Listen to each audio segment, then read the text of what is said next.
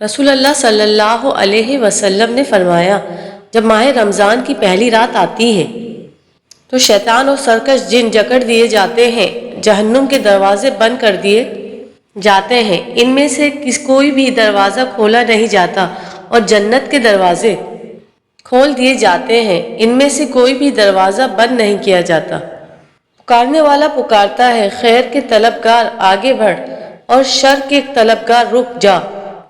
اور آگ سے اللہ کے بہت سے آزاد کیے ہوئے بندے ہیں، تو ہو سکتا ہے کہ تو بھی انہی میں سے ہو، اور ایسا رمضان کی ہر رات کو ہوتا ہے۔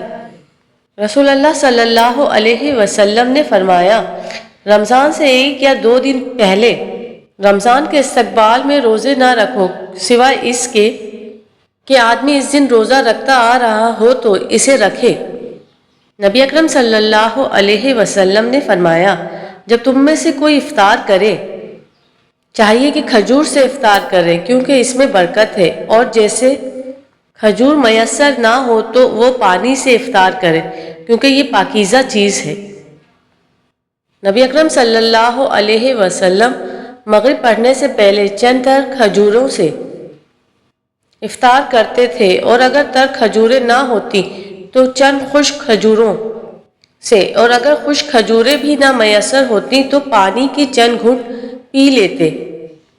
رسول اللہ صلی اللہ علیہ وسلم نے فرمایا، اللہ عز و جل فرماتا ہے، مجھے میرے بندوں میں سب سے زیادہ محبوب وہ ہیں جو افطار میں جلدی کرنے والے ہیں۔